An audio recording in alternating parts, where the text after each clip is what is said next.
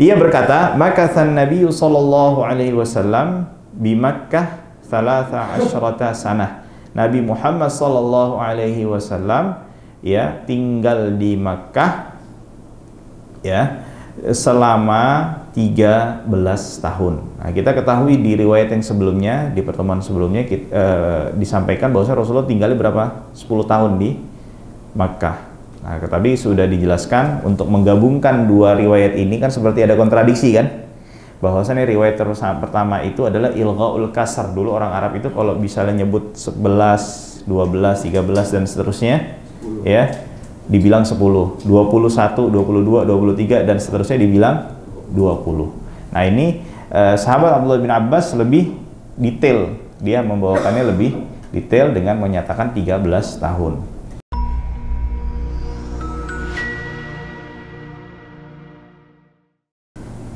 Assalamualaikum warahmatullahi wabarakatuh. Innal hamdalillah nahmaduhu wa nasta'inuhu wa nastaghfiruh wa natubu ilaihi wa nastahdihi wa na'udzu billahi min shururi anfusina wa sayyiati a'malina. Man yahdihillahu fala mudilla lahu wa man yudlil fala hadiya lahu. أشهد أن لا إله إلا الله وحده لا شريك له وأشهد أن سيدنا ونبينا محمدا عبده ورسوله اللهم صل وسلم على عبدك ورسولك محمد وعلى آله وصحبه ومن تبعهم بإحسان إلى يوم الدين قال الله سبحانه وتعالى يا أيها الذين آمنوا اتقوا الله حق تقاته wala tamutunna illa wa antum muslimun. Para ikhwah sekalian, alhamdulillahirabbil alamin, bersyukur kita kehadirat Allah Subhanahu wa taala.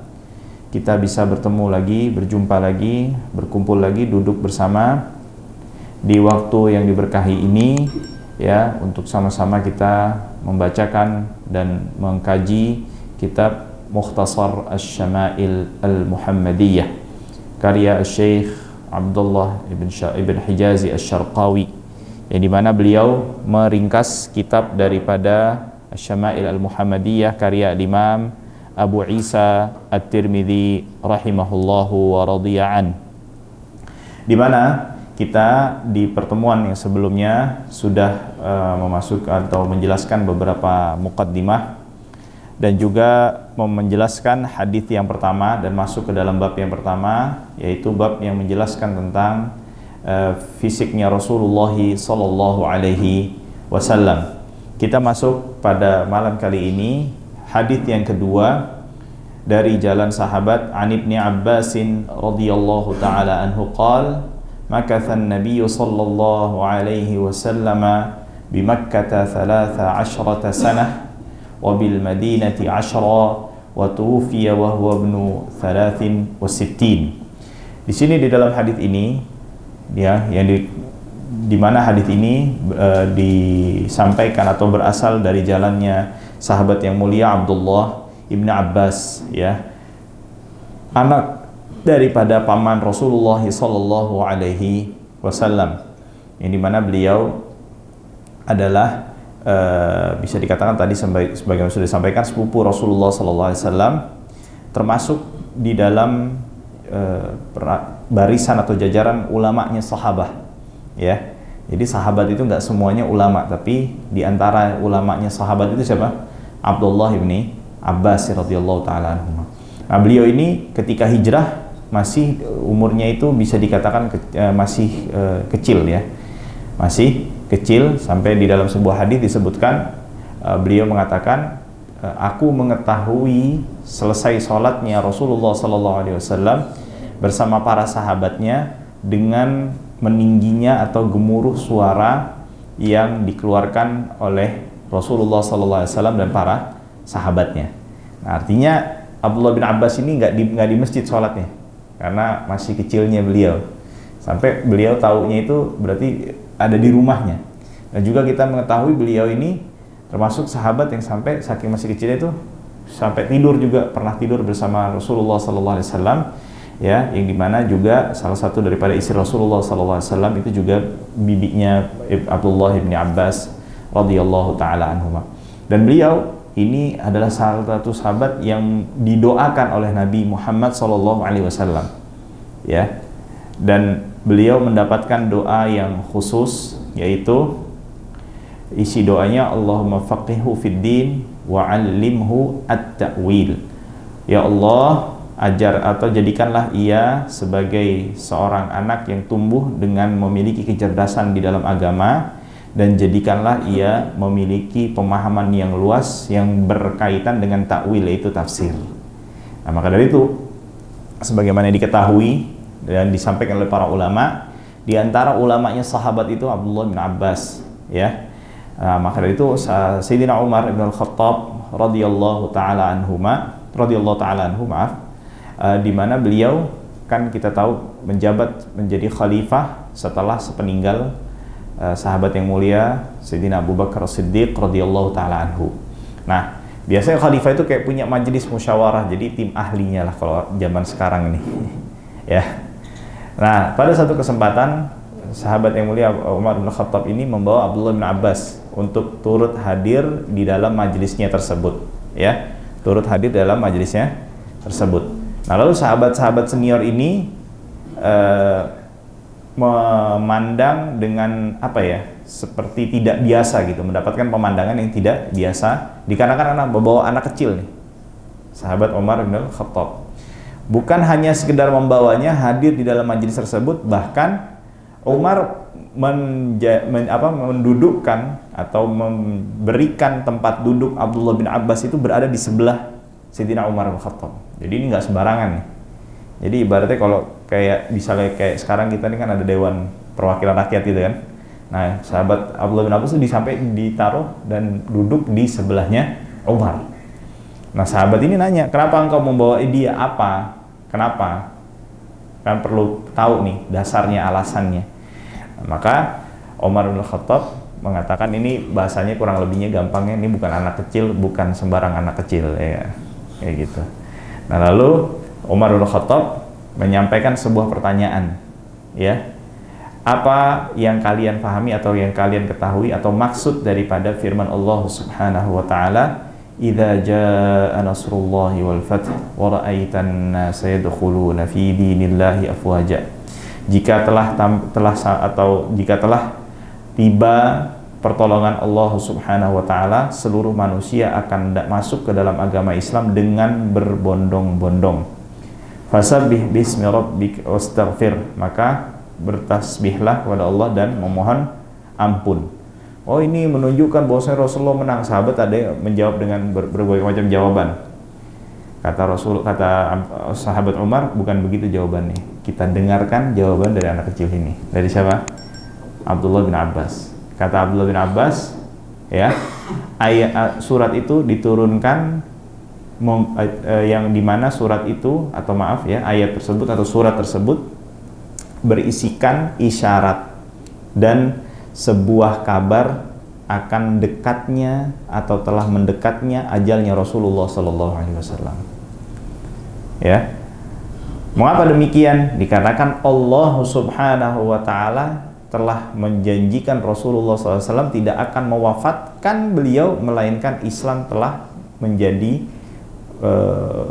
atau penguasa dan menaklukkan, mengalahkan musuh-musuhnya.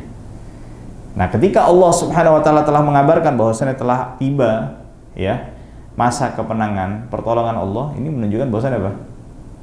Rasulullah bentar lagi akan apa? Wafat. Nah, jadi di sini menunjukkan bahwasanya surat ini mengisyaratkan, memberikan kabar akan dekatnya ajalnya Rasulullah Sallallahu Alaihi Wasallam. Ya, nah, beliau meninggal di Taif, nggak ada di mana, nggak di Mekah, di Taif meninggalnya, dan kuburnya masyhur, ya, diketahui. Ia berkata, makathan Nabi Sallallahu Alaihi Wasallam di Makkah 13 sanah. Nabi Muhammad Sallallahu Alaihi Wasallam, ya, tinggal di Makkah, ya, selama 13 tahun. Nah, kita ketahui di riwayat yang sebelumnya, di pertemuan sebelumnya disampaikan bahwa Rasulullah tinggalnya berapa? 10 tahun di Makkah. Nah, tadi sudah dijelaskan untuk menggabungkan dua riwayat ini kan seperti ada kontradiksi kan? bahwasannya riwayat pertama itu adalah ilghaul kasar. Dulu orang Arab itu kalau misalnya nyebut 11, 12, 13 dan seterusnya ya dibilang 10, 21, 22, 23 dan seterusnya dibilang 20. Nah ini sahabat Abdullah bin Abbas lebih detail, dia membawakannya lebih detail dengan menyatakan 13 tahun.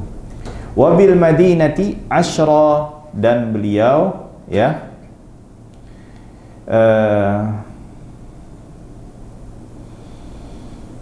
bahwasannya beliau sallallahu alaihi wasallam tinggal di Madinah selama 10 tahun. Wa tuwfiya wa huwa ibnu 63, dan beliau wafat di Madinah pada umur 63 tahun.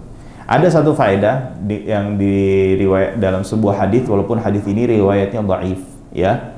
Tapi sekedar untuk faedah saja, anna umra kulli nabiyyin nisfu umri nabiyyin kana qablahu.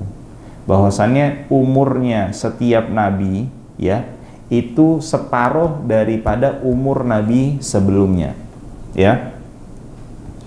Nah, umurnya Isa disebutkan 25 wa mi'ah ya, disebutkan oleh para sebagian ulama bahwasannya umurnya Nabiullah Isa itu nanti 125 tahun ya.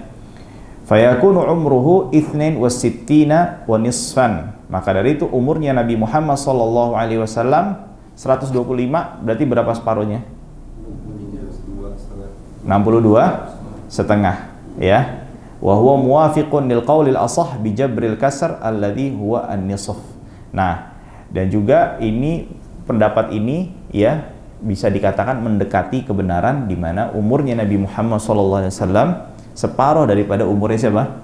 Umurnya Nabiullah Isa alaihi salam. Nah, ini sekedar riwayat, sekedar ini aja ya, sekedar faedah aja. Tapi nggak bisa diketahui kebenarannya karena riwayatnya juga apa? Dhaif ya. Baik. Lalu hadis yang ketiga, wa anil Bara ibn Azib ya, dari jalan Bara ibn Azib. Bara ibn Azib ini adalah salah satu sahabat ya, Al-Ansari ya. Al-Ansari ini berarti apa? Dari kalangan sahabat yang asli tinggal di mana? Di Madinah. Dari kalangan Aus. Jadi Aus, orang Ansar ini ya disebut Ansar karena mereka penolong daripada Rasulullah SAW dan para sahabatnya yang hijrah dan diusir oleh orang-orang kufar di Makkah, dan mereka mendapatkan perlindungan, tempat untuk singgah, bukan hanya singgah, bertempat tinggal, diterima oleh para sahabat yang berada di Madinah, yang dimana mereka ini berasal dari siapa? Dari kalangan Aus dan juga Khazraj ya. Nah, Aus dan Khazraj ini, kakek-kakek mereka ini berasal dari Yaman. Berasal dari mana? Dari Yaman. Jadi mereka bukan benar-benar asli dari situ, tapi asal-muasalnya mereka sebelumnya berasal dari mana? Dari Yaman. Ya, berasal dari Yaman. Nah, ada cerita menarik ketika salah satu raja dari Yaman melakukan perjalanan kemana? Ke daerah Syam. Ke daerah Syam. Lalu anaknya pulang terlebih dahulu dan mereka singgah di Madinah, yang dimana Madinah itu termasuk salah satu destinasi kalau perjalanan itu singgahnya di situ. Ya, kalau menuju Syam, dulu orang Arab itu punya kebiasaan rihlatus syita wa shaif. Perjalanan di musim dingin dan perjalanan di musim panas. Ya, jadi mereka perjalanan musim dingin ini antara ya udah imma ke Syam, ke utara, atau ke selatan kemana? Yaman. Begitu juga yang dari Yaman, imma nanti dia di satu musim itu melakukan perjalanan kemana? Ke Syam. Karena kenapa? Syam ini kan bisa dikatakan pusat peradaban, betul ya? Yang dimana Syam ini berada di bawah wilayah kekuasaan siapa? Roma. Hah? Orang Roma. Roma. Kalau Irak berada di mana? Persia, di bawah kekuasaan Persia. Ya. Mereka berinteraksi dengan orang-orang Arab yang ada di sana. Ya, orang Arab ada di mana? Di Syam. Di Syam sudah ada. Bahkan penyebaran kabilah Arab saat itu sebelum Rasulullah SAW diutus udah sampai ke selatan Turki. Ya, jadi bukan penyebaran orang Arab itu tinggalnya cuma di Jazirah Arab aja, enggak, tapi di Syam dan juga di Irak, bahkan di wilayah yang sekarang saat ini sebagiannya berada di wilayah Iran. Itu wilayah peta penyebarannya apa? Orang-orang Arab. Ala kulli hal, anak daripada Raja Yaman ini singgah ke Madinah dan terjadi perselisihan di kota Madinah, sehingga terjadi perselisihan, cekcok, dan mengakibatkan anak dari Raja Yaman itu meninggal. Ya, ketika meninggal udah nih, kalau orang Arab udah denger gini, sa'ar namanya, udah darah dibalas darah. Datanglah Raja Yaman ini dengan pasukannya, nah, dengan tujuan untuk menyerbu dan membalas, ya, atas terbunuhnya anak daripada Raja Yaman tersebut. Akhirnya terjadilah perperangan. Nah, yang menariknya, peperangan itu dilangsungkan siang hari, ya, malamnya berhenti, istirahat, ya kan? Istirahat. Tapi yang menariknya, orang-orang di Madinah ini keluar, ya, menghampiri mereka yang menyerang mereka dan memberikan makanan serta minuman untuk mereka. Ya, jadi antum kira-kira diserang orang mau nggak kasih makan sama ini? Nah, perang itu terus berlangsung, nggak berhenti. Ya udah nih, orang Arab kalau suruh perang nggak berhenti, udah saya nggak berhenti kalau nggak sebelum ya ada yang tujuannya tercapai atau bisa menemukan kesepakatan, dan biasanya ini sangat amat sulit. Ya, orang Arab itu kadang perang memperebutkan satu kebun kurma kecil aja itu sampai butuh atau melewati 40 tahun. 40 tahun perang. Apalagi kalau ada yang sampai terbunuh nih, anak raja lagi. Udah nggak kebayang kan berhentinya kayak gimana kan. Ala kulli hal, tapi akhirnya orang Yahudi sudah ada di Madinah saat itu. Keluarlah salah satu pemuka agama Yahudi, ya, lalu mengatakan, engkau tidak akan mungkin bisa membinasakan tempat ini. Karena tempat ini adalah tempat yang dilindungi oleh Allah Subhanahu wa ta'ala. Ya, tempat yang dilindungi oleh Allah Subhanahu wa ta'ala. Ya, yang dimana tempat ini adalah tempat tujuan hijrahnya Nabi terakhir. Nah, hijrahnya Nabi terakhir. Oh, udah mendengar gitu, oh udah nggak mungkin nih. Dia percaya nih, karena orang Yahudi, ahlul kitab, dia punya ilmu. Akhirnya Raja Yaman mengambil keputusan untuk menghentikan peperangan dan kembali ke Yaman dan membawa pendeta Yahudi tersebut, dikarenakan Raja Yaman tersebut masuk ke dalam agama Yahudi. Ala kulli hal, ya, itu disebutkan bahwasannya Madinah ini sebagai tempat tujuan hijrahnya Rasulullah SAW, yang dimana kaum Aus dan Khazraj ini, ya, yang memiliki kemuliaan hati tadi, ya, kemuliaan hati, musuhnya saja dibantu, apalagi seorang Rasul Muhammad Sallallahu Alaihi Wasallam. Nah, maka dari itu di dalam hadisnya yang lain Rasulullah Sallallahu Alaihi Wasallam mengatakan, aku tidak akan mengizinkan umatku untuk meminum di telagaku sampai orang-orang Yaman meminumnya terlebih dahulu. Ya, karena kenapa? Lihat, ketika Rasulullah diusir oleh kaumnya, yang menolongnya siapa? Nah, orang-orang Aus dan Khazraj yang notabene asal mereka dari mana? Dari Yaman. Nah, ini diantara sahabat Aus dan Khazraj ini atau yang berasal dari suku Aus adalah Al-Bara ibn Azib, ya. Dan beliau melakukan atau ikut serta dalam jihad sampai menaklukkan Roy dan meninggal di Kufah. Baik. Lalu karena Rasulullah sallallahu alaihi wasallam, di sini disebutkan bahwasanya Rasulullah sallallahu alaihi wasallam rajilan, yakni rambutnya itu pertengahan antara keriting dan lurus. Bisa dikatakan apa nama istilahnya? Ikal. Nah, itu rambutnya Nabi Muhammad sallallahu alaihi wasallam.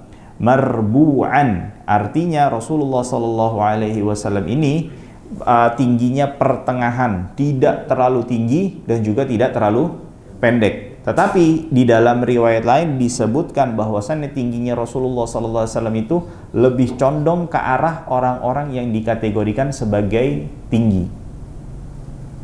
Nggak terlalu tinggi, tidak terlalu pendek, tapi lebih mendekati kepada orang tinggi, tapi bukan tinggi, mendekati ke arah lebih tinggi, ya. Azimul jummati ila syahmati udhunaihi, dan rambut Rasulullah sallallahu alaihi wasallam itu ya lebat. Rambutnya Nabi Muhammad sallallahu alaihi wasallam itu lebat. Nggak kayak gitu, makin tua makin tipis, makin mundur. Ya, betul nggak? Bagi sampai ada garisnya kan. Nah, Rasulullah sallallahu alaihi wasallam azimul jummah, ya. Asal kata jummah itu, asal kata jummah itu adalah rambut yang panjang sampai ke pundak, menempel kepada pundak. Di atasnya lagi ada yang namanya lammah. Lammah itu apa? Ketika rambutnya itu berada di pertengahan antara ujungnya telinga dengan pundak. Lalu wafroh, ada namanya wafroh. Wafroh itu ya panjangnya sampai mana? Ujung telinga. Nah, ini Rasulullah itu rambutnya di antara tiga itu. Wafroh, lammah, jummah. Wafroh, lammah, jummah. Ya. Nah, akan tetapi di sini kan dikatakan ila syahmati udhunaihi. Rambutnya Rasulullah SAW itu jummah tapi sampai di ujung telinganya. Berarti enggak matching dong. Nah, para ulama mengatakan maksudnya jummah di sini adalah rambutnya lebat. Rambutnya apa? Lebat. Nah, di mana kan biasanya orang kalau udah makin tua tuh rambutnya udah makin apa ya? Anak nggak ngomong deh tuh, jarang nih. Makin sedikit, makin nipis. Tapi berbeda dengan Rasulullah sallallahu alaihi wasallam, rambutnya tetap masih apa? Lebat. Ya. Alaihi hullatun amhamra, dan beliau mengenakan pakaian berwarna merah setelan, atasan sama bawahan. Ya. Kayak kita gini nih, pakaiannya nih kurang lebih. Ya, jadi kayak kemeja gitu, tapi bukan kayak begini banget ya, maksudnya kurang lebih lah, atasan dengan sarung, ya, yang biasanya kata para ulama atau modelnya asal pakaian yang dikenakan Rasulullah Shallallahu Alaihi Wasallam itu berasal dari Yaman, Yaman, sampai kain kafannya Rasulullah pun dari mana? Dari Yaman juga nanti di hadis ini. Ala kulli hal, dan disebutkan pakaiannya itu berwarna merah. Berwarna apa? Berwarna merah. Nah, maka itu dari warna merah ini ya disebutkan ada satu faedah. Qala Ibnu Hajar, berkata Imam Ibnu Hajar Al-Asqalani, wal haditsu sahihun, dan hadis ini sahih. Bihi istadalla Imamuna Syafi'i, dan dengan hadis inilah Imam Asy-Syafi'i mengambil dalil apa? Akan apa? Ala hillil lubsil ahmar, bolehnya mengenakan pakaian yang berwarna merah. Wa in kana qaniyan, walaupun merahnya itu polos, maksudnya nggak ada coraknya, bener-bener merah semuanya. Nah, memang ada khilaf di antara ulama, nanti itu akan dibahas di dalam bab mengenai pakaian Rasulullah SAW, boleh nggak pakaian warna apa? Warna merah, ya. Tapi Imam Asy-Syafi'i mengatakan memakai pakaian warna merah itu hukumnya apa? Mubah. Dalilnya tadi Rasulullah SAW mengenakan pakaian yang berwarna merah, atasan dan juga bawahan sarung, ya, sarung kayak kita gini kurang lebih. Nah, lalu disebutkan di sini ma ra'aitu syai'an qat ahsana minhu, dan saya nggak pernah melihat ya yang lebih indah, yang lebih baik daripada siapa? Daripada Rasulullah sallallahu alaihi wasallam. Nah, perhatikan ikhwas sekalian, di sini Al-Bara ibn Azib mengatakan ma raaitu syai'an, apapun, bukan mengatakan ma raaitu insanan. Saya tidak pernah melihat orang, nggak begitu ungkapannya Bara ibn Azib. Menunjukkan akan apa, kata Imam Syarqawi, Rasulullah SAW itu lebih indah dari apapun yang Allah Subhanahu wa Ta'ala ciptakan. Jadi mau dibandingkan dengan apapun, ya, nggak usah sama manusia, apapun, ada ciptaan Allah manapun, dibandingkan dengan Rasulullah SAW, nggak ada yang lebih indah dan lebih rupawan daripada siapa? Nabi Muhammad sallallahu alaihi wasallam. Sampai mengatakan ma raaitu qat syai'an qat, sama sekali saya nggak pernah lihat apapun juga, syai'an bahasanya, bukan insanan, Nah, biasanya kan kita kalau ngeliat orang ganteng kan, wah ini orang, ya kan?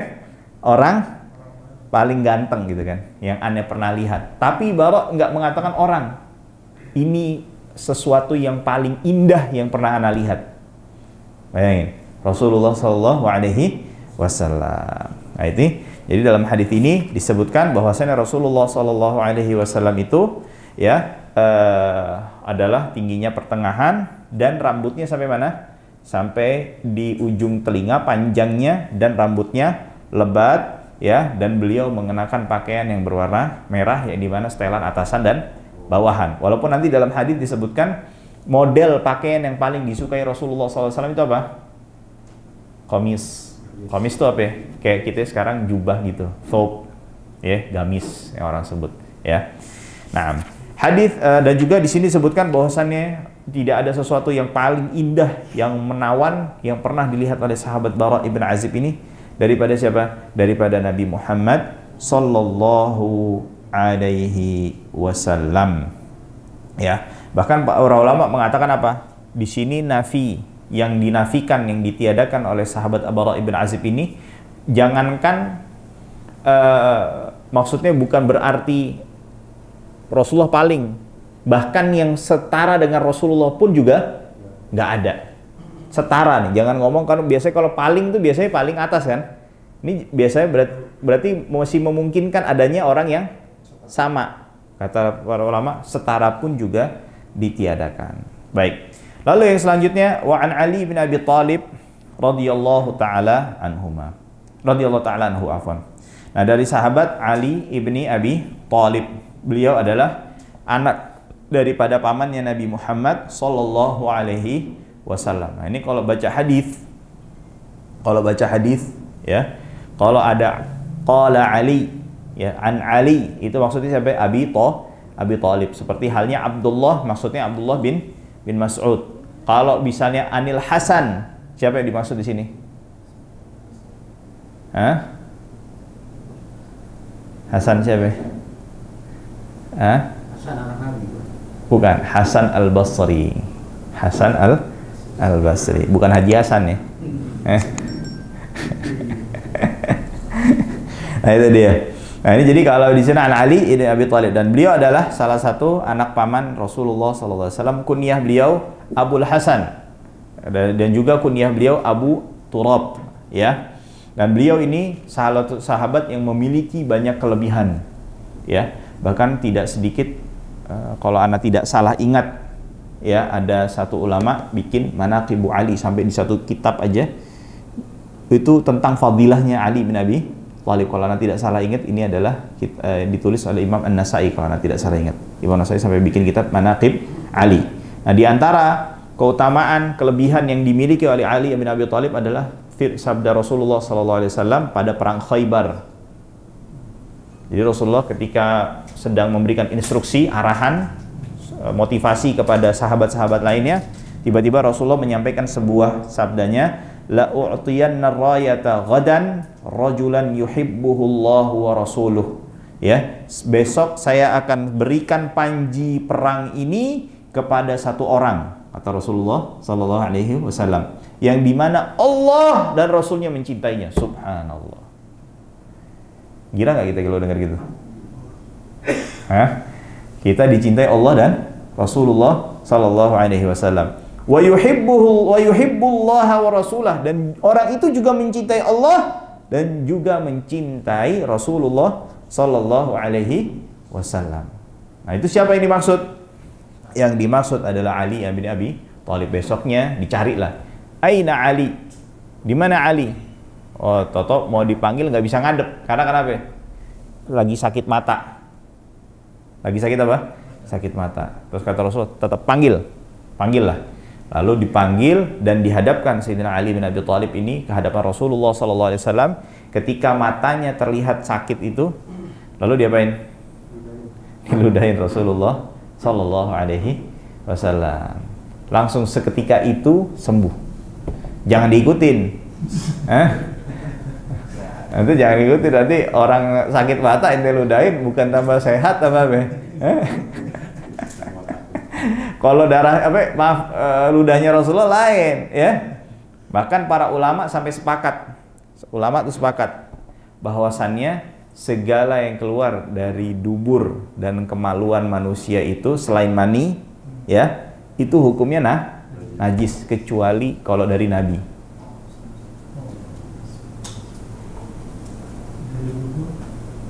Maksud kalau Nabi kita buang air, ya. Kalau Nabi nggak najis. Sepakat itu ulama. Iya. Makanya ada riwayat sahabat minum air kencingnya Rasulullah sallallahu alaihi wasallam. Ada. Bahkan ada sahabat yang minum darahnya Rasulullah sallallahu alaihi wasallam. Jadi dibekam, ada yang membekam Rasulullah sallallahu alaihi wasallam. Kan habis bekam biasanya apa? Diwadahin kan? Wadah darahnya ini nggak dibuang, langsung diminum. Rasulullah nggak ngingkarin itu? Enggak, ya, nah itu dia. Nah ini menunjukkan bahwasannya apa? Seluruh bagiannya Nabi itu tidak ada yang najis. Nah jadi kita balik lagi ke situ. Jadi kalau diludahin Rasulullah jangan marah, justru kalau bisa. Kalau bahasa kita ini, kalau seandainya ada Rasul, mana Rasulullah ludahin saya gitu. Paham ya?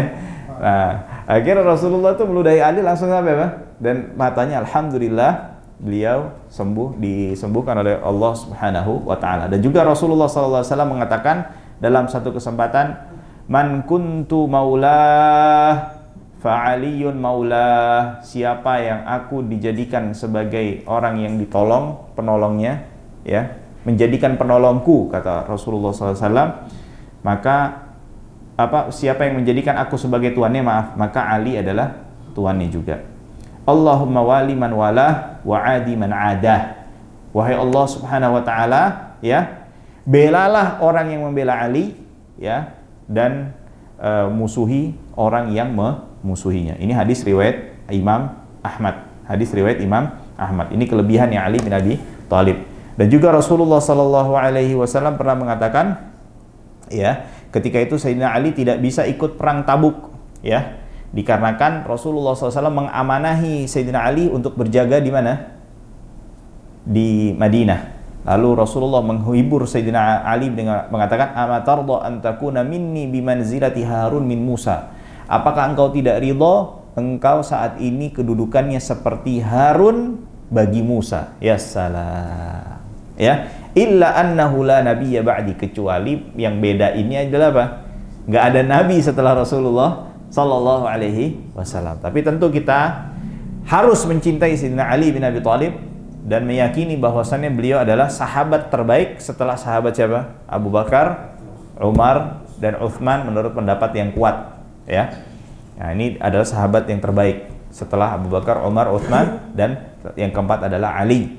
Tetapi ketika kita mencintai Ali bin Abi Thalib bukan menjadi sebuah alasan untuk merendahkan, bahkan apalagi sampai memusuhi dan mencaci sahabat yang lainnya.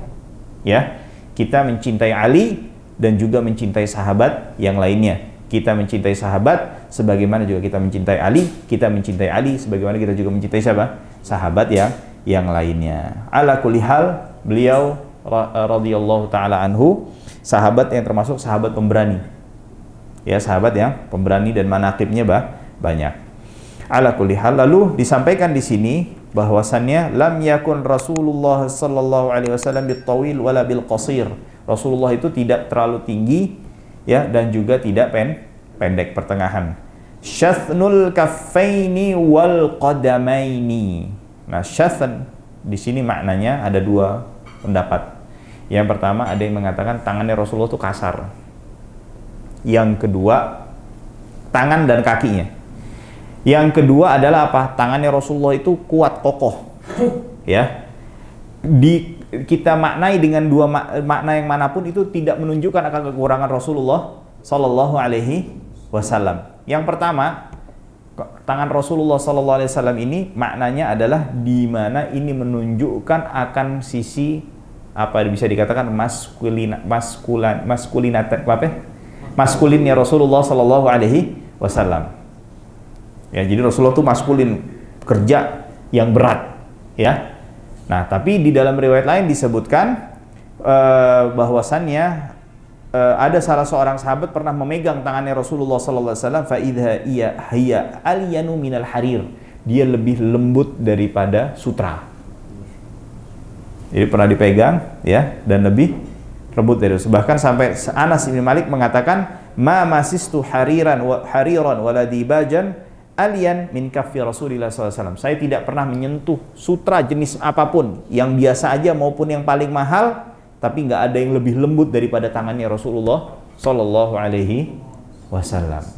Nah, lalu bagaimana nih mengkomparasikan dengan dua riwayat tersebut nih, yang kalau memaknai syattunun di sini kasar? Kata para ulama adalah ini di sini menunjukkan akan kelebihannya Rasulullah atau di antara mukjizatnya Rasulullah. Jadi Rasulullah SAW itu kalau habis kerja berat jihad itu tangannya kasar, tapi dalam waktu cepat bisa kembali dan menjadi halus lagi tangannya.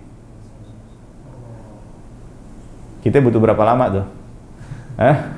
Kadang bikin salep dulu, pakai apa ini? Pakai lotion dulu ya.